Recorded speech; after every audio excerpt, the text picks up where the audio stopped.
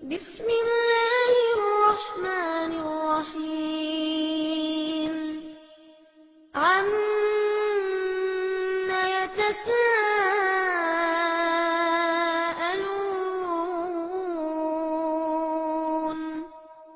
عن النبأ العظيم الذي هم فيه مختلفون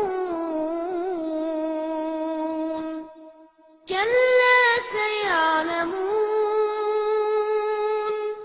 ثم كلا سيعلمون ألم نجعل الأرض مهادا والجبال أوتادا وخلقناكم أزواجا. அஸ்ஸலாமு அலைக்கும் வரஹ்மத்துல்லாஹி வபரகாத்துஹு. கண்ணியத்திற்கும் பெருமதிப்பிற்கும் உரிய எல்லாம் வல்ல அல்லாஹ் ஜல்லஷானு தஆலா நல்லடியார்களே, இஸ்லாமிய மார்க்கத்திலே அதிகமான நன்மையை பெற்றுத் தருகின்ற ஒரு காரியமாக அல்லாஹும் அவன் தூதரும் அதிகமாக வலியுறுத்தி சொன்ன ஒரு காரியமாக நாம் சொல்வதாக இருந்தால், ஒரு காரியத்தை சொல்வதாக இருந்தால், அல்லாஹுடைய பாதையிலே அறப்போர் செய்வதை, ஜிஹாது செய்வதை அல்லாஹும் அவனுடைய தூதரும் அதிகமாக வலியுறுத்தி சொல்லுகின்றார்கள். நீங்கள் திருக்குரானை எடுத்து பார்த்தாலும், நபிகள் பெருமானார் ஸல்லல்லாஹு அலைஹி வஸல்லம் அவர்களின் போதனைகளை நீங்கள் எடுத்துக்கொண்டாலும், செயல்களிலேயே இஸ்லாத்திலே நல்லறங்கள் சொல்லப்பட்டிருக்கிறது, எத்தனையோ காரியங்கள் சொல்லப்படுகிறது. அது அல்லாஹுக்கு செய்கின்ற வணக்க வழிபாடுகளாக இருந்தாலும் ஏனைய காரியங்களாக இருந்தாலும் இது சிறந்த காரியம், இதற்கு அல்லாஹ் மறுமையிலே கூலி தருவான், இப்படியெல்லாம் சொல்லப்பட்டிருக்கிறது. இந்த காரியங்களிலேயே மிக உயர்ந்த இடத்தில் இருப்பது அல்லாஹுடைய பாதையிலே ஜிஹாது செய்கின்ற ஒரு காரியம். அல்லாஹ் ஒரு வசனத்திலே சொல்லுகின்ற பொழுது, யா அய்யுஹல்லதீன ஆமனு, நம்பிக்கை கொண்ட மக்களே, மை யர்தத மின்கும் அன் தீனிஹி ஃபஸௌஃப யஅதில்லாஹி பிகௌமின், உங்களில் யாரேனும் முஸ்லிம்களாக இருக்கக்கூடியவர்களை பார்த்து அல்லாஹ் சொல்கிறான், உங்களில் யாரேனும் இந்த மார்க்கத்தை விட்டு முர்தத்தாய் வெளியேறி போய்விட்டால், இஸ்லாத்தை விட்டு நீங்கள் வெளியேறி போய்விட்டால் அல்லாஹ் என்ன செய்வான் என்று கேட்டால், அதற்கு பகரமாக வேற ஒரு சமுதாயத்தை கொண்டு வருவான். அவனுடைய காரியத்தை இந்த பூமியிலே செய்வதற்கு வேற ஒரு சமுதாயத்தை அல்லாஹ் மாற்றுவான். அந்த மாற்றப்பட்ட சமுதாயத்தினுடைய அவனால் கொண்டு வரப்பட்ட மக்களுடைய சிறப்பை பற்றி அல்லாஹ் சொல்லுகின்ற பொழுது, அவர்கள் எப்படிப்பட்டவர்கள் என்று சொன்னால், யுஹிப்புஹும் வ யுஹிப்பூனஹு, அவன் அவர்களை நேசிப்பான். ஒரு கூட்டம் போயிருச்சு, அதற்கு மாற்றமாக அல்லாஹ் ஒரு சமுதாயத்தை கொண்டு வந்திருக்கிறான். அந்த சமுதாயத்தை பற்றி அல்லாஹ் சொல்லுகிற பொழுது, அந்த கூட்டத்தாரை அல்லாஹ் நேசிப்பான், அந்த சமுதாயமும் அந்த மக்களும் அல்லாஹ்வை நேசிப்பார்கள். அதில்லத்தின் அலல் முமினின ஐஸத்தின் அலல் காஃபிரின், அவர்களுடைய தன்மை எப்படிப்பட்டது என்று சொன்னால், மூமின்களுக்கு மத்தியிலே, இறை நம்பிக்கை கொண்ட மக்களுக்கு மத்தியிலே பணிவோடு நடக்கக்கூடியவர்களாக இருப்பார்கள். மறுப்பாளர்களுக்கு மத்தியிலே அவர்கள் தலை நிமிர்ந்து இஸ்ஸத்தோடு நடப்பார்கள்.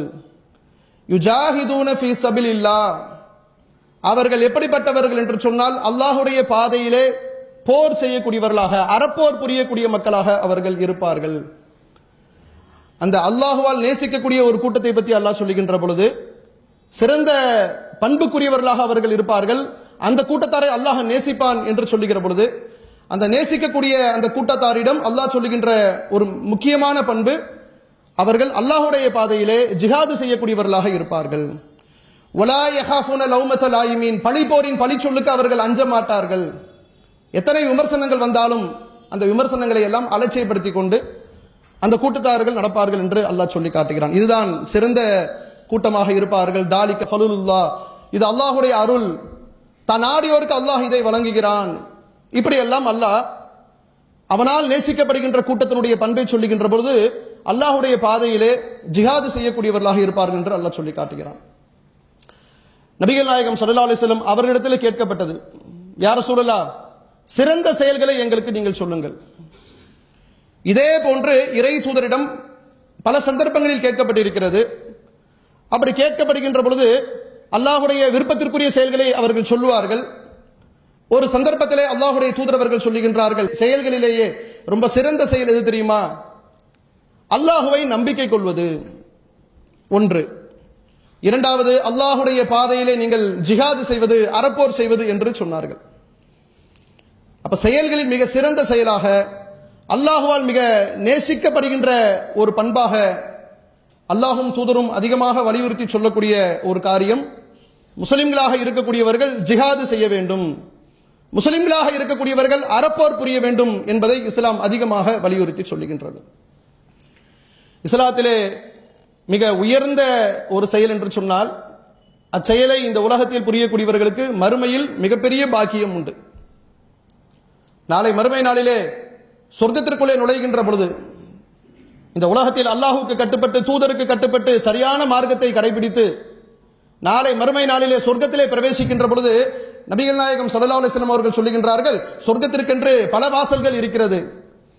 இந்த உலகத்தில் அவர்கள் செய்திருக்கக்கூடிய நல்ல அறங்களுக்கு ஏற்ப சில வாசல்கள் இருக்கிறது, அவர்கள் செய்த செயல்களுக்கு ஏற்ப வாசல்கள் அமைக்கப்பட்டிருக்கிறது, அதன் வழியாக அவர்கள் அழைக்கப்படுவார்கள். ரசூலுல்லாஹி ஸல்லல்லாஹு அலைஹி வஸல்லம் சொல்றாங்க. அப்படி சொல்லுகின்ற பொழுது, இந்த உலகத்தில் தொழுகையை சரியான முறையிலே நிறைவேற்றியவராக இருந்தால் அப்ப அவருக்கு அழைப்பு விடுக்கப்படுமா? இந்த உலகத்தில் தொழுகையை நிலைநாட்டியவரே, இந்த தொழுகையின் வாசல் வழியாக உள்ளே செல்லுங்கள். சதக்கா செஞ்சவராக இருந்தால், தர்மம் நிறைய செய்தவராக இருந்தால், போங்க, சதக்கா என்கிற ஒரு வாசல் இருக்கிறது சொர்க்கத்திற்குள்ளே நுழைவதற்கு, அதன் வழியாக உள்ளே நுழையுங்கள். நோன்பை நோற்றவராக இருந்தால், ரமலான் மாத நோன்பை நோற்றவராக இருந்தால், ரய்யான் எனும் ஒரு வாசல் இருக்கிறது, அதற்குள்ளே நுழையுங்கள். அல்லாஹுடைய பாதையிலே ஜிஹாது செய்தவராக இருந்தால், ஜிஹாதுக்கென்று ஒரு வாசல், செல்லுங்கள் ஜிஹாதுடைய வாசல் வழியாக என்று சொல்லப்படுமா? அப்படி ஒரு பிரத்யேக வாசல் அமைக்கப்படுகின்ற அளவிற்கு மிக சிறந்த செயலாக இஸ்லாத்திலே சொல்லப்பட்டிருக்கிறது. திருக்குரானில் ஏராளமான வசனங்களில் அல்லாஹ் யுஜாஹிதூன ஃபீ சபிலில்லாஹ், அல்லாஹுடைய பாதையிலே நீங்கள் அறப்போர் செய்யுங்கள், அறப்போர் செய்யுங்கள் என்று சொல்லிக்கொண்டே இருக்கிறான்.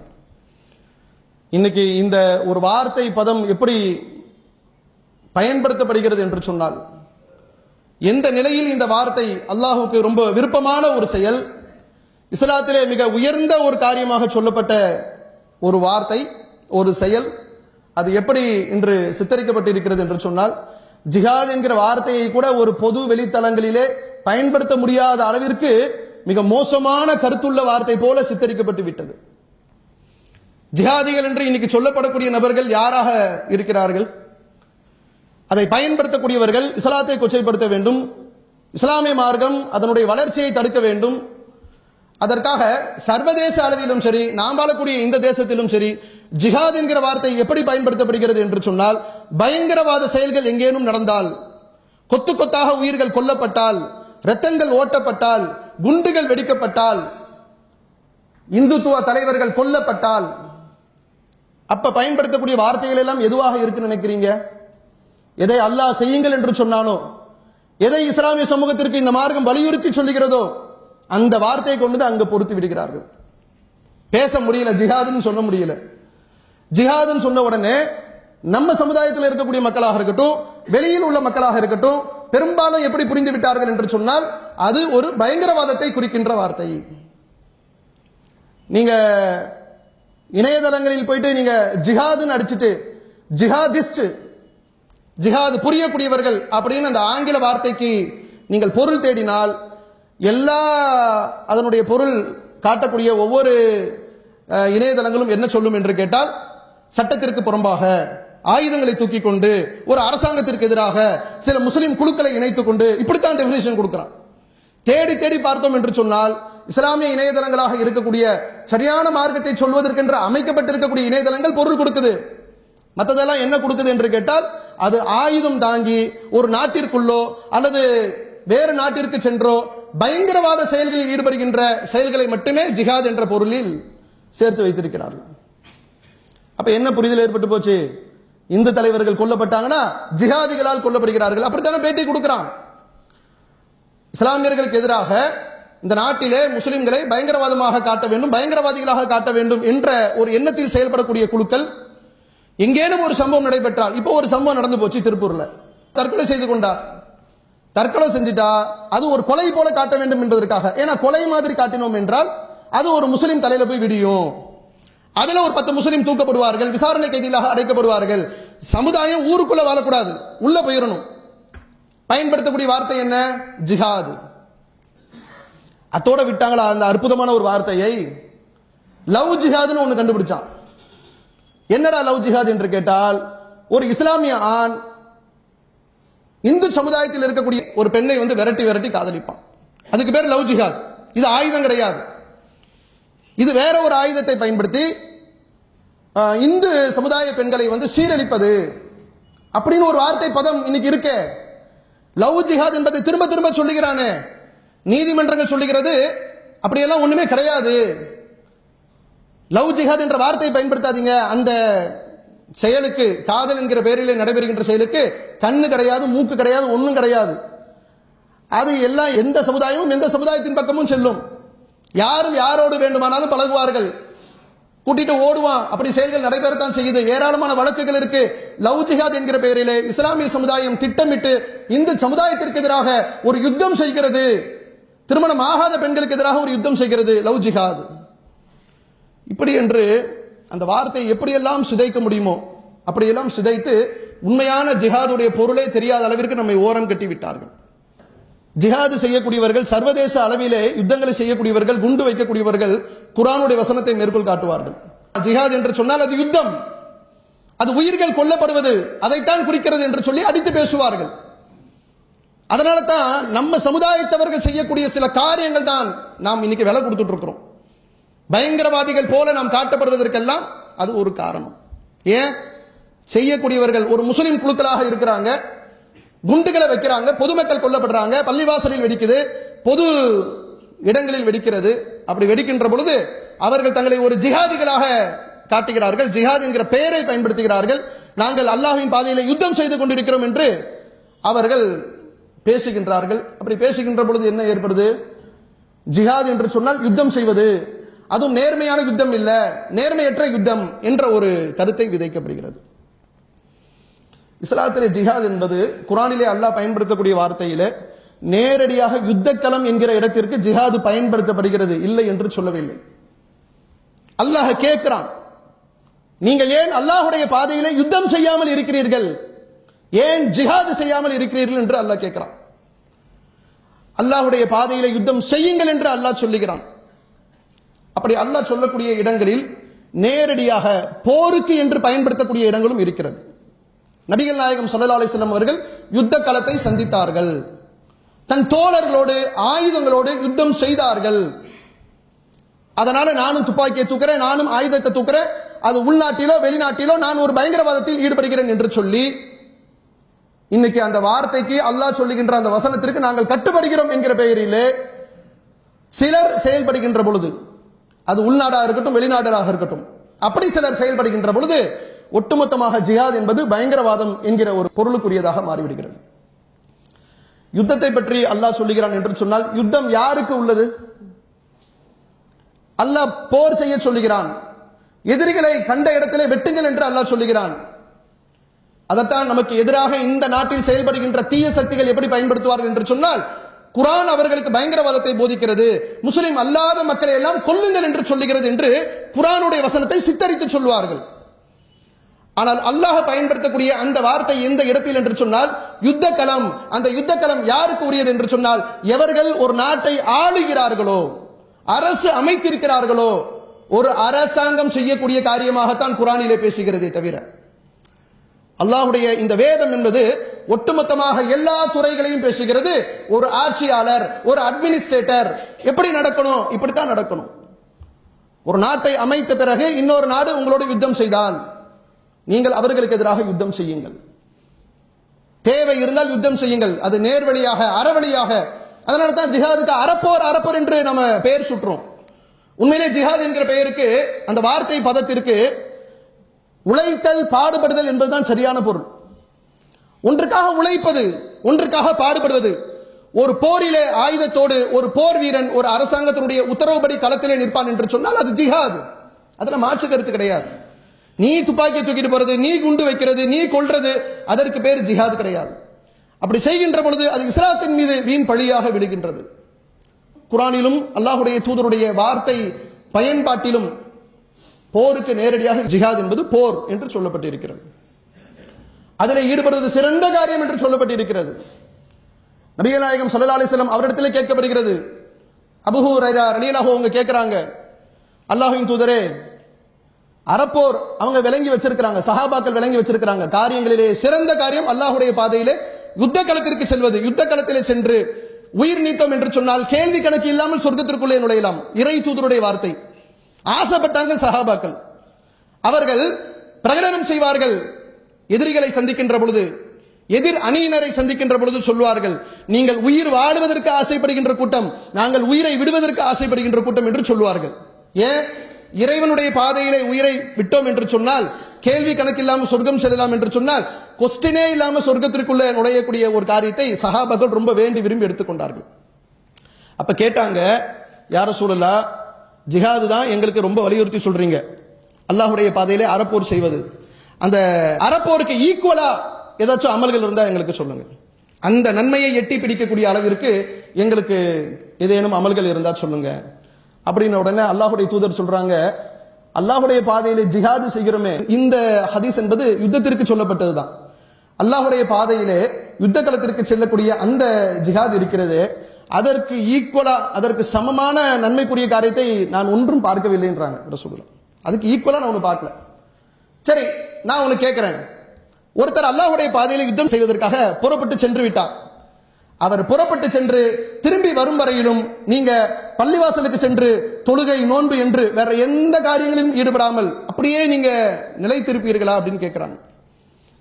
அப்ப சொல்றாங்க, அது எப்படி சாத்தியம்? முடியாது. யுத்தத்திற்கு சென்றவர்கள் எவ்வளவு நாள் திரும்பி வருவாங்கன்னு தெரியாது. வேற ஒரு காரியத்திலும் ஈடுபடாமல் தொழுகை, நோன்பு இதுல மட்டும் நான் இருக்கணும் என்று சொன்னால் அது ரொம்ப கஷ்டமாச்சே, அது யாருக்கு முடியும் அப்படின்னு கேள்வி கேட்கிறாங்க. அப்ப நபிகள் நாயகம் ஸல்லல்லாஹு அலைஹி வஸல்லம் சொல்றாங்க, ஒருவர் அல்லாஹ்வுடைய பாதையிலே யுத்த களத்திலே ஈடுபட்டு யுத்தத்திற்காக உயிரை விடுவதற்காக அரசாங்கமும் செய்கின்ற அறவழி போர், அது யுத்த ஆயுதம் ஏந்திய போர், அப்படி போருக்கு அவர் ஈடுபட்டு போரிலே ஈடுபடுகின்ற பொழுது அவர் செய்கின்ற காரியங்களில் எப்படி அவருக்கு நன்மை கிடைக்குமோ அதே போல போரிலிருந்து சில ஓய்வு நேரம் கிடைக்கும்ல, அது மாதிரியான ஒரு பிரேக் டைம்ல தன்னுடைய வாகனத்தை, தன்னுடைய குதிரையோ ஒட்டகத்தையோ கெட்டி போட்டு வைத்திருக்கிறார்.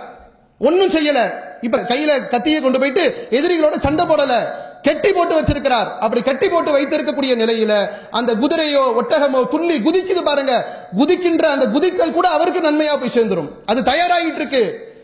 எப்பொழுது எனக்கு உத்தரவு போடக்கூடியவர், இதுல என் மீது சவாரி செய்யக்கூடியவர், பயணம் செய்யக்கூடியவர் தயாராக இருந்தால் நானும் தயார் என்ற மாதிரி அது ரெடியா இருக்கு. அது குதிக்கிற குதிக்கெல்லாம் அவருக்கு போய் நன்மை சேரும் என்று அல்லாஹ்வுடைய தூதர் அவர்கள் ஸ்ட்ரைட்டா போருக்கு தான் சொல்றாங்க. பிரச்சனை இல்லை, போருக்கு மட்டும்தான் இஸ்லாம் சொல்லுதா? போரை குறித்து சொல்லுகிறது, போருக்கு மட்டும் சொல்லுகிறதா? கிடையவே கிடையாது. ஆனா இன்னைக்கு இங்கேயே நம்ம நாட்டிலே சில பேர் ஜிஹாத் என்று சொன்னாலே அது யுத்தம் தான். ரகசியமான கூட்டம் போட்டு எல்லாம் ஜிஹாதுக்கு தயாராகுங்க, நாடு சரியில்லை, மோடி ஆட்சி, என்ன வேணாலும் நடக்கலாம், எப்படி வேணாலும் நடக்கலாம், முஸ்லிம்களுக்கு பாதுகாப்பு இல்லை அப்படின்னு ஒரு குழு செயல்படுகிறது என்று சொன்னால் அது இஸ்லாத்திற்கு புறம்பான ஒரு கூட்டம், இஸ்லாத்திற்கு எதிரான ஒரு கூட்டம். ஆனால் அவர்கள் இந்த கொள்கைக்காக, இஸ்லாத்திற்காக பாடுபடுகின்ற நம்மவர்களை பார்த்து சொல்வார்கள், இவர்கள் எல்லாம் ஒரு ஜிஹாதிகளாம், நாமெல்லாம் ஜிஹாதிகள் கிடையாது, அவங்க மட்டும்தான் ஜிஹாதுக்கு ஒட்டுமொத்த குத்தகைக்காரர்கள் போல பேசுவார்கள். சிலர் நம்ம ஊர்லயே இருக்கிறாங்க. நம்மை விமர்சிப்பது அவங்களுக்கு ஜிஹாது. ஆனால் அல்லாஹ்வும் தூதரும் என்ன சொல்றாங்கன்னு கேட்டா, திருக்குர்ஆன் வசனத்தை நீங்கள் எடுத்து பார்த்தால் தொழுகை இபாதத்திற்கு கூட அல்லாஹ் ஜிஹாத் என்கிற வார்த்தையை பயன்படுத்துறான். அல்லாஹ்வுடைய பாதையில செல்வங்களை செலவழிக்கிறோமே அதெல்லாம் யுத்தம் கிடையாது. ஜிஹாத் எப்படியெல்லாம் அல்லாஹ் பயன்படுத்துறான்னு கேட்டா, அறவழியில் செய்கின்ற எல்லா காரியங்களும், ஒருவன் உழைக்கிறான், பாடுபடுகிறான் நன்மையான காரியத்திற்காக, தன்னுடைய மறுமை வெற்றிக்காக, இஸ்லாம் சொன்ன அறப்படிக்காக பாடுபடுகிறான், அப்படி படுகின்ற அத்தனை காரியங்களுமே இஸ்லாத்திலே ஜிஹாதாக சொல்லப்படுகிறது. அல்லாஹ் திருக்குர்ஆன்ல சொல்லி காட்டுறான், அல்லாஹ்வுடைய பாதையிலே பி அம்பாலிக்கும் வ அன்ஃபுசிக்கும், உங்களுடைய செல்வங்களாலும் உங்களுடைய உயிர்களாலும் நீங்கள் அல்லாஹ்வுடைய பாதையிலே ஜிஹாது செய்யுங்கள் என்று அல்லாஹ் சொல்லுகிறான். ஒரு செல்வந்தர் தனக்கு கிடைத்திருக்கக்கூடிய செல்வத்தை கொண்டு ஏழை எளிய மக்களுக்கு தான தர்மம் செய்கிறார். நன்மையான காரியங்கள், இஸ்லாத்திலே சொல்லப்பட்ட காரியங்களுக்கெல்லாம் தன்னுடைய செல்வத்தை வாரி இறைக்கிறார். அதுவும் ஜிஹாது தான். கத்தியை தூக்கிட்டு போறது மட்டும் ஜிஹாது இல்ல. அவருக்கு தனக்கு கிடைத்த வாய்ப்பை எப்படியெல்லாம் நன்மைக்கு பயன்படுத்துகிறாரோ அது அத்தனையுமே ஜிஹாது தான். இபாதத்துகள் கூட ஜிஹாதாக இஸ்லாத்திலே சொல்லப்படுகிறது. அறப்போரை பற்றி அல்லாஹ்வுடைய தூதர் மிக சிலாகித்து சொல்லுகின்ற நேரத்தில் சஹாபிய பெண்களுக்கு ஒரு ஏக்கம். ஏன்னா பெண்கள் போர்க்களத்திற்கு செல்ல முடியாது. எப்படி ஆண்கள் போர்க்களத்திற்கு செல்வார்களோ அப்படி பெண்களுக்கு வாய்ப்பு கிடையாது. அன்னை ஆயிஷா ரலியல்லாஹு அன்ஹா கேட்கிறாங்க, மூமினுடைய தாய், அவங்க கேட்கிறாங்க, அல்லாஹ்வுடைய தூதர் அவர்களே, அறப்போரை பற்றி நீங்கள் சிலாகித்து சொல்லுகிறீர்கள், அதனுடைய நன்மைகளை அவ்வளவு நீங்க பட்டியல் போடுகிறீர்கள். எங்களுக்கு யுத்த களத்திற்கு அல்லாஹ்வுடைய பாதையிலே நாங்கள் யுத்தம் செய்வதற்கு அது மாதிரி எங்களுக்கு அனுமதி கொடுப்பீங்களான்னு கேட்கிறாங்க. நபிகள் நாயகம் ஸல்லல்லாஹு அலைஹி வஸல்லம் அவர்கள் சொன்னார்கள், உங்களுக்கு ஒரு ஜிஹாத் இருக்கிறது, என்ன தெரியுமா?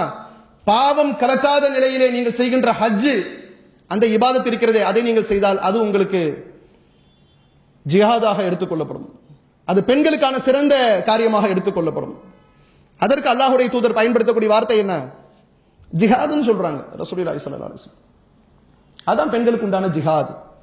நீங்க ஆயுதம் எடுக்க தேவையில்லை, உங்களுக்கு அனுமதி இல்லை. இன்னைக்கு நாம எத்தனையோ அக்கிரமங்களுக்கு எதிராக குரல் கொடுக்கக்கூடியவர்களாக இருக்கிறோம், பாடுபடுகிறோம், சமூகத்திற்காக பாடுபடுகிறோம். ஏதோ ஒரு பிரச்சனை இஸ்லாத்தை பாதிக்குது, அல்லது முஸ்லிம்களை பாதிக்கிறது, இறை தூதருடைய கண்ணியத்தை பாதிக்கிறது, இறை வேதமான குர்ஆனை பாதிக்கின்றது, அது போன்ற கருத்துக்களை பேசுகிறார்கள். அப்படி பேசுகின்ற பொழுது இந்த நாட்டை யார் ஆளுகிறார், இந்த நாட்டினுடைய அதிகாரம் யாருடைய கையில இருக்கு, இது ஒரு பாசிச ஆட்சியா இருக்கு, முஸ்லிம்களுக்கு எதிரான ஆட்சியா இருக்கு என்று நம்முடைய குரலை தாழ்த்திக் கொள்ளவில்லை. நாம் குரல் கொடுக்கிறோம், எதிர்த்து நிற்கிறோம், சமூகத்தினுடைய ஒரு பாதுகாப்பை கருத்தில் கொண்டு நாம் போராடுகிறோம்.